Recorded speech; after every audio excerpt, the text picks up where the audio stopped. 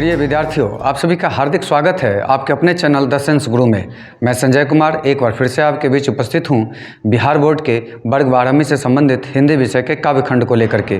काव्यखंड का जो प्रथम पाठ है वह करवक, और करवक के जो रचयिता हैं मलिक मोहम्मद जायसी हैं। इस पाठ से संबंधित अपने पहले वीडियो में पहले भाग में करवक के रचयिता मलिक मोहम्मद जायसी के जीवन परिचय का एक संपूर्ण विवरण आप सबों के समक्ष प्रस्तुत किया था। हम आशा करते हैं कि आप उससे लाभान्वित हो रहे होंगे। लेकिन आज के इस वीडियो में हम करवक पाठ के सरलार्थ और भावार्थ को लेकर के आपके बीच उपस्थित हैं। आपसे आग्रह है कि मेरे इस वीडियो के साथ अंत तक बने रहेंगे। अगर आप चाहते हैं कि इस पाठ से संबंधित जो भी बोर्ड के एग्ज़ाम में लघुत्तरीय दीर्घोत्तरीय प्रश्न पूछे जाएं उसका आप सही जवाब दे पाएँ, इसके लिए ज़रूरी है कि आप मेरे साथ अंत तक बने रहेंगे। आप सबों के समक्ष करवक पाठ के सरलार्थ भावार्थ को स्पष्ट करूं उससे पहले आप सभी विद्यार्थियों के लिए यह जानना बेहद ज़रूरी है कि करवक होता क्या है, करवक कहते किसे हैं। तो चलिए सबसे पहले हम इसी तथ्य की हम चर्चा करते हैं। आप गौर से ध्यान से सुनने समझने का प्रयास करेंगे। करवक, करवक की जो परिभाषा है वह यह है कि यह एक छंद है जो दोहा और चौपाई से मिलकर बनता है।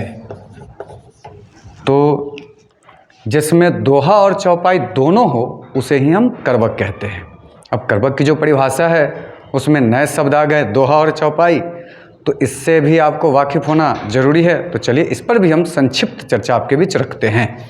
दोहा क्या है? तो दोहा जो है इसे संक्षेप में समझे, इसमें कुल पंक्तियों की संख्या, कुल पंक्तियों की संख्या दोहा में जो होती है वह 2 होती है, इसलिए इसको दोहा भी कहा जाता है। और कुल चरणों की जो संख्या है दोहा में वह 4 होती है। कुछ और गौर करने वाली बात है इससे संबंधित। पहले और तीसरे चरण में कुल 13 मात्राएं होती है। साथ ही दूसरे और चौथे चरण में कुल 11 मात्राएं होती है। जब हम पाठ को पढ़ाएंगे उसका भावार्थ स्पष्ट करेंगे, उस समय आपको बताते रहेंगे कि इसमें कौन दोहा है और कौन चौपाई है। आइए चौपाई को भी समझते हैं। चौपाई की पहचान है कि इसमें कुल चरणों की संख्या, कुल चरणों की संख्या 4 होती है। और इसकी एक और विशेषता है कि प्रत्येक चरण में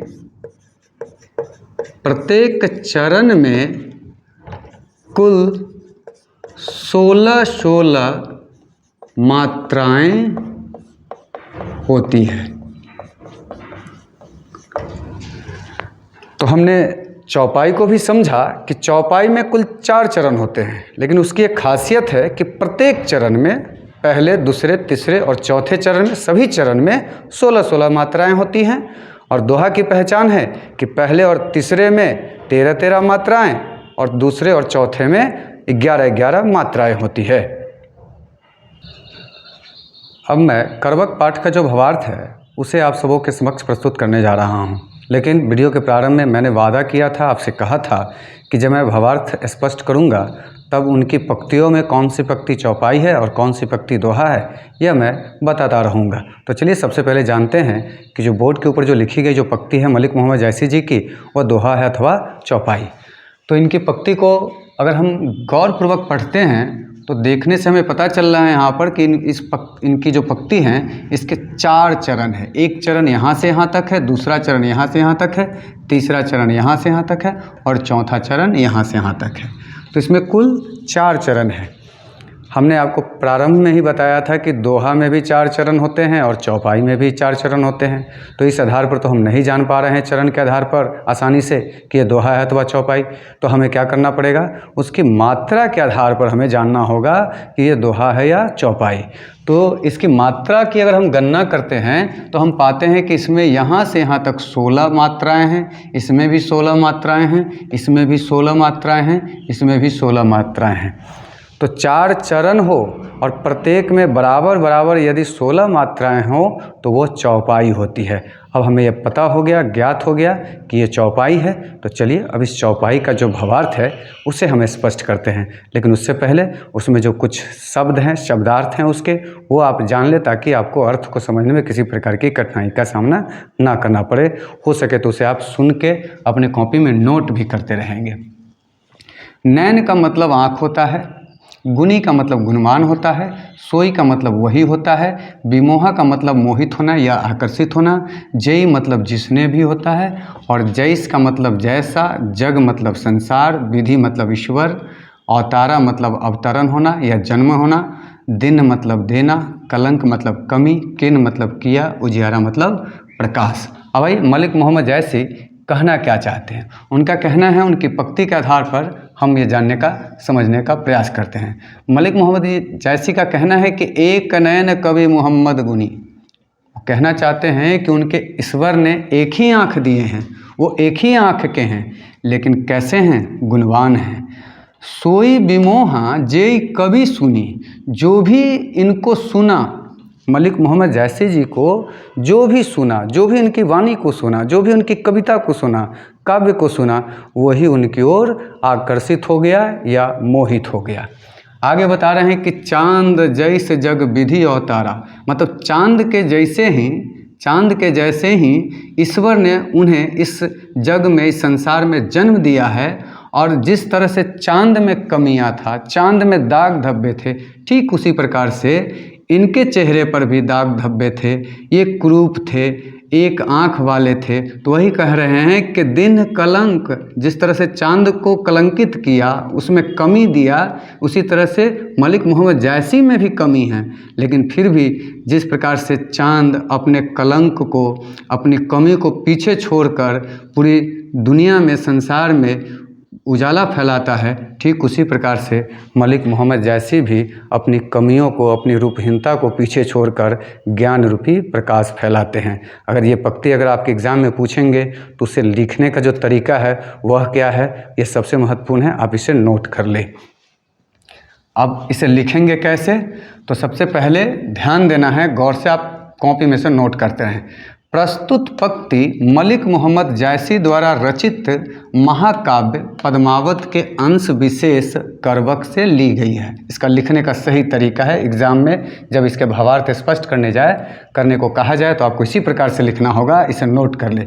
प्रस्तुत पंक्ति मलिक मोहम्मद जैसी द्वारा रचित महाकाव्य पद्मावत के अंश विशेष करवक से ली गई है। कवि के अनुसार मेरे एक ही आँख है, लेकिन मैं गुणवान हूँ। जिसने भी मेरी वाणी को सुना है वह मुझसे मोहित हो गया है। अर्थात कवि कहते हैं कि मैंने अपनी रूपहीनता पर नहीं, अपने गुणों पर ध्यान दिया है। अगली पंक्ति का जो भावार्थ है वो इस प्रकार है।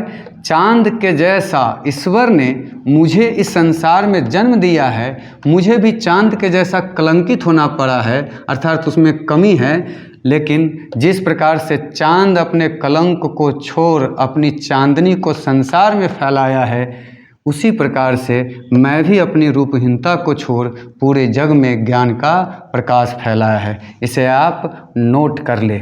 इसी तरह से जितनी भी पंक्तियों का मैं अर्थ स्पष्ट करूंगा, उसका लिखने का तरीका यही है। अब हम मलिक मोहम्मद जैसी जी की दूसरी चौपाई का भावार्थ आपके समक्ष प्रस्तुत करने जा रहे हैं। लेकिन उससे पहले चौपाई में जो कठिन शब्द आए हैं उसका अर्थ जानना हम सभी के लिए बेहद ज़रूरी है। तो चलिए सबसे पहले कठिन शब्दों के अर्थ जानते हैं ताकि चौपाई समझने में किसी प्रकार की दिक्कत आपको ना हो। जग का मतलब संसार होता है, सुझा मतलब देखा होता है, एकई मतलब एक, नैनहा मतलब आँख, उवा मतलब उदित होना, शुक्र एक तारा है जो सबसे चमकीला तारा है, मतलब शुक्र नामक तारा। अस मतलब इस प्रकार, नखथन महा का मतलब होता है नक्षत्रों के बीच में, जौलही का मतलब होता है जब तक, अम्बही का मतलब होता है आम में, और डाभ जो होता है वो फूटती हुई मंजरी को कहा जाता है। तो अब हम उनकी पंक्ति का क्या भावार्थ है उसको पढ़ करके आपके समक्ष रख रहे हैं, सुने।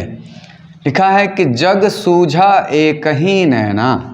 वो कह रहे हैं, मलिक मोहम्मद जैसी जी का कहना है कि ईश्वर ने उनकी एक ही आंखें दी हैं, लेकिन उन्होंने अपनी उस एक ही आंख से पूरे संसार को, पूरी दुनिया को वो देख रहे हैं। उवा सुक अस नखतन महा, जिस प्रकार से नक्षत्रों के बीच में शुक्र नामक जो तारा उदित होता है, आकाश में नक्षत्रों के बीच में शुक्र नामक तारा जो उदित होता है सबसे चमकीला होता है, ठीक उसी प्रकार से उनकी जो आँख है, एक ही आँख है, लेकिन वह सबसे चमकीला है और सबसे सक्षम है। उन्होंने एक ही आँख से पूरी संसार को वो देख पाए हैं। आगे, जौ लही अम्बही डाभ न होई, मतलब मलिक मोहम्मद जैसी जी का कहना है कि जब तक आम में मंजरी नहीं फूटती है, जब तक आम में मंजरी नहीं फूटती हैं तब तक क्या होता है, तौ लही सुगंध बसाई न सोई, तब तक आम में सुगंध नहीं आता है। अगर आपको ये प्रश्न, अगर इसके शब्दार्थ, इसके भावार्थ अगर एग्ज़ाम में आपसे पूछ दिए जाएंगे तो किस प्रकार से लिखेंगे, उस पर अब चर्चा करते हैं। तो सबसे पहले तो आपको लिखना होगा कि प्रस्तुत पंक्ति मलिक मोहम्मद जैसी द्वारा रचित महाकाव्य पद्मावत के अंश विशेष करवक से ली गई है, ये पहले लिखना होगा। उसके बाद क्या लिखना होगा, कवि के अनुसार वे अपनी एक ही आँख से संसार को देखते हैं जो आकाश के नक्षत्रों के मध्य में उदित होने वाले शुक्र नामक तारा के समान है जो बहुत चमकीला है। साथ ही कवि कहते हैं कि जब तक आम में मंजरी नहीं आती है तब तक उसमें मधुर सुगंध नहीं होता है। अर्थात जैसी जी का कहना है कि इंसान में कमियों के साथ ही खूबियाँ भी आती हैं। तो तीसरी जो चौपाई है उसका अर्थ जानने से पहले हम शब्दार्थ की चर्चा करते हैं, आप सुनेंगे गौरपूर्वक। किन मतलब किया, समुद्र जानते हैं, पानी, जल, खारा मतलब नमकीन, अति मतलब अधिक, भयऊ मतलब होना, असूझ अपारा मतलब जिसका आर पार न हो, सुमेरु पर्वत का नाम है, विनाशा मतलब नष्ट कर देना, कंचनगिरी सोने का पर्वत, लाग मतलब छूना, आकाशा मतलब आकाश। आइए कवि का क्या कहना है उनकी पंक्ति के अनुसार हम समझते हैं। किन समुद्र पानी जो खारा, अतौ अति भयऊ असूझ अपारा। मलिक मोहम्मद जैसी का कहना है कि जो समुद्र का जो पानी है वो असूझ अपारा है, उसका कोई आर पार नहीं, उसमें अपार जल राशि है, एक बड़ी जल राशि है जिसमें विभिन्न प्रकार के जीव जंतु निवास करते हैं। फिर भी ईश्वर ने उसमें कुछ कमियां दे दी है, उसके पानी को क्या कर दिया है, खड़ा बना दिया है। आइए अगली पंक्ति को देखते हैं। जौ सुमेरु त्रिशूल विनाशा, भा कंचन लाग आकाशा। जब सुमेरु पर्वत को भगवान शिव ने अपनी त्रिशूल से विनाश किया था, उसको नष्ट किया था, तो वो सोने के पर्वत में बदल करके वो आकाश को छूने लगा था। तो चलिए, जब एग्ज़ाम में हमको लिखना होगा तो हम इसे किस प्रकार से लिखेंगे। सबसे पहले तो हमने बताया है कि बार बार आपको हर जो पंक्ति हैं, जो चौपाई हैं, जो दोहे हैं, सबसे पहले उसका भावार्थ स्पष्ट करने से पहले आपको लिखना होगा कि प्रस्तुत पंक्ति मलिक मोहम्मद जैसी द्वारा रचित महाकाव्य पद्मावत के अंश विशेष करवक से ली गई है। कवि के अनुसार कवि क्या कहते हैं कि जो समुद्र इतना विशाल है जिसमें अनेक प्रकार के जीव जंतु हैं, ईश्वर ने उस समुद्र के जल को भी खारा बना दिया है। साथ ही जिस सुमेरु पर्वत को शिव जी ने अपने त्रिशूल से नष्ट किया था, वह कंचनगिरी सोने का पर्वत बन करके आकाश को छूने लगा। अर्थात जैसी जी का कहना है कि ईश्वर कई बार यदि आप में कमियां दे तो वह चाहते हैं कि आप अपनी कमियों को पीछे छोड़कर आकाश की बुलंदियों तक पहुँचे।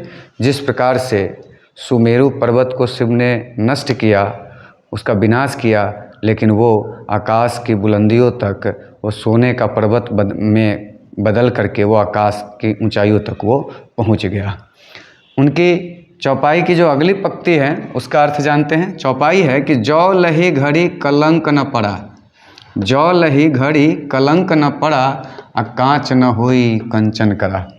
आप जानते हैं कि सोना जो होता है, शुद्ध सोने का आभूषण बनाया नहीं जा सकता है जब तक उसमें कुछ मिलावट न की जाए, जब तक उसमें कुछ कमियां न होगी, जब तक उसमें कुछ अवगुण नहीं डाला जाएगा, तब तक वह शुद्ध सोने का हम कभी भी आभूषण या गहना बना नहीं सकते हैं, क्योंकि वो क्षणभंगुर होता है, वो पल भर में टूट जाता है। इसलिए वो कड़ा हो, कठोर हो, इसके लिए उसमें कुछ कमियाँ मिलाई जाती हैं, उसमें कुछ न कुछ मिलावट की जाती हैं। तो उसी पहले दोहे का जो अंतिम भाग है उसकी जो पंक्तियाँ हैं वो दोहे के रूप में हैं। तो आइए अब हम दोहे का जो भावार्थ है वो आपके समक्ष रखते हैं, गौर से सुनेंगे। जो पंक्ति हैं उसमें कुछ शब्द हैं, उसका शब्दार्थ आप जान लें। नैन तो आप जान ही रहे हैं, आँख, जस मतलब जैसा, दर्पण मतलब आईना, निर्मल का मतलब साफ स्वच्छ होता है, रूपवंत मतलब सुंदर होता है। तो उनकी जो पंक्तियाँ हैं उस पंक्तियों के आधार पर वो क्या कहना चाहते हैं उसे गौर से सुनेंगे। लिख रहे हैं मलिक मोहम्मद जायसी कि एक नयन जस दर्पण औ ते ही निर्मल भाऊ। बता रहे हैं मलिक मोहम्मद जायसी कि उनकी एक ही आँख है जिससे वो पूरे संसार को देखते हैं, लेकिन उसका जो भाव है, उनकी आँख का जो भाव है वह काफ़ी निर्मल है, स्वच्छ है, पावन है। अगली पंक्ति में क्या कह रहे हैं कि सब रूपवंत गही मुख जो वही कई चाऊ। और मलिक मोहम्मद जायसी, बेशक उनमें कमियां हैं, एक ही आँख है, लेकिन जहाँ भी जाते हैं वो सारे रूपवान लोग, सुंदर लोग बड़े चाव से उन्हीं की चेहरे को, उन्हीं को निहारते रहते हैं। अगर ये एग्ज़ाम में अगर आपसे इसका भावार्थ लिखने को कहा जाए इस दोहे का, तो किस प्रकार लिखेंगे कि प्रस्तुत पंक्ति मलिक मोहम्मद जायसी द्वारा रचित महाकाव्य पद्मावत के अंश विशेष करवक से ली गई है।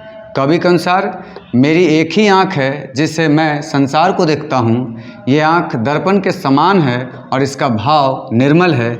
सब रूपवान लोग बड़े चाव से इनका मुख देखते रहते हैं। तो जो करवक का जो पहला हिस्सा है उस हिस्से में वो कुल मिलाकर के ये कहना चाहते थे कि इंसान के शरीर में शारीरिक कमी हो, ईश्वर आपके अंदर कुछ कमियां दे दे, लेकिन उससे आपको घबराना नहीं है। अपने व्यक्तित्व का, चरित्र का विकास करके आप जहां में, संसार में हर जगह पद प्रतिष्ठा प्राप्त कर सकते हैं। जिस प्रकार से मलिक मोहम्मद जायसी ने अपनी शारीरिक कमियों को, अपनी कुरूपता को पीछे छोड़ करके विद्वानों की श्रेणी में वो प्रतिष्ठा प्राप्त किए हैं। अब हम मलिक मोहम्मद जायसी जी के जो करवक का जो दूसरा भाग है उसकी जो पहली चौपाई है उसका भावार्थ आपके समक्ष प्रस्तुत कर रहे हैं, ध्यानपूर्वक सुनेंगे। इसमें कुछ शब्द हैं, उस शब्द का अर्थ जान ले पहले। प्रेम का मतलब प्रेम, पीर का मतलब पीड़ा या कष्ट, रकत का मतलब खून। आइए उनकी पंक्ति के अनुसार उनके भाव को समझते हैं। मोहम्मद यही कवि जोड़ी सुनावा, आ सुना जो प्रेम पीर गा पावा। मलिक मोहम्मद जायसी जी का कहना है कि जिन्होंने भी उनकी वाणी को सुना, जिन्होंने भी उनके काव्य को सुना, वही व्यक्ति प्रेम के पीड़ा को समझता है और वही इंसान प्रेम को गा भी पाता है।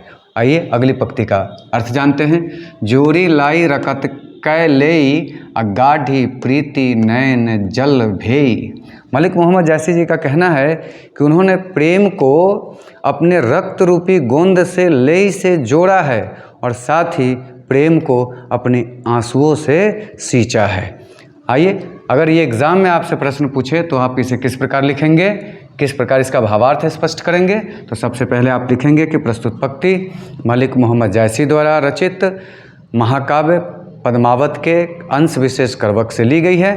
कवि के अनुसार कवि क्या कहना चाहते हैं कि मोहम्मद कवि की इस काव्य रचना को जिसने भी सुना, काव्य रचना अर्थात पद्मावत की बात की जा रही है, उसी ने प्रेम के पीड़ा को समझा और उसे ही वो गा पाया। साथ ही कवि कहते हैं कि प्रेम को रक्त की गोंद लगा कर के जोड़ा है एवं गहरे प्रेम को आँखों की आंसुओं से सींचा है। अर्थात कवि कहना चाहते हैं, उनका जो भावार्थ है कि प्रेम को पाना आसान नहीं होता है, इसमें पीड़ा भी होता है और इसमें आंसू भी होता है। अर्थात प्रेम के मार्ग पे चलना, प्रेम को जीवन में उतारना बड़ा कठिन है। अब हम अगली चौपाई का अर्थ आपके समक्ष रखते हैं। आइए उनके पंक्ति के अनुसार उनका अर्थ जानते हैं। औ मन जानी कबित अस किन्हा, मकु य रहे जगत मह चिन्हा।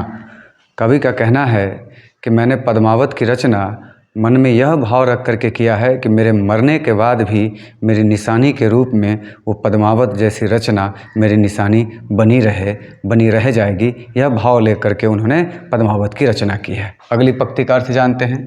कहाँ सो रतन सेन अस राजा। उनका कहना है कि अब रतन सेन जैसा कहाँ राजा है, वैसे राजा अब कहाँ होते हैं। कहाँ सुबह असी बुद्धि उपराजा, और कहाँ सुबह जैसा बुद्धिमान व्यक्ति अब पैदा होता है इस संसार में। अगर इसका भावार्थ एग्जाम में पूछा जाएगा तो वही उसी प्रकार से हम लिखेंगे। पहले ही बता चुके हैं कि सबसे पहले लिखना है कि प्रस्तुत पंक्ति मलिक मोहम्मद जैसी द्वारा रचित महाकाव्य पद्मावत का अंश विशेष करवक से ली गई है। कवि के अनुसार मन में यह जानकर इस कविता की रचना की गई है कि मरने के बाद भी इस संसार में, इस जगत में मेरी यही निशानी बची रह जाएगी। साथ ही कवि कहते हैं कि अब कहाँ वह रतन सेन जैसा राजा, एवं कहाँ वह सुबह जो अपार बुद्धि लेकर के जन्मा था। तो इस तरह से उनका कहना है कि पहले जैसे लोग अब इस संसार में नहीं है। जिसने प्रेम की प्रकाष्ठा को समझा, बुद्धिमत्ता की जो प्रकाष्ठा थी उसको समझने का, उसको अपने जीवन में उतारने का प्रयास किया था, कोशिश किया था। अब हम करवक पाठ की जो अंतिम चौपाई है उसका भावार्थ आपके समक्ष रखने जा रहे हैं, जिसे ध्यानपूर्वक सुनेंगे। कवि कहते हैं कि कहाँ अलाउद्दीन सुल्तानु, कहाँ राघव जय किन वखानु। मलिक मोहम्मद जैसी जी का कहना है कि अब अलाउद्दीन खिलजी जैसे सुल्तान कहाँ है इस संसार में। कहाँ है वो राघव चेतन जिसके शान का बखान कभी लेखक ने किया था। अगली पंक्ति में लेखक क्या कहते हैं वो सुनेंगे। कहाँ स्वरूप पद्मावती रानी, कोई न रहा जग रही कहानी।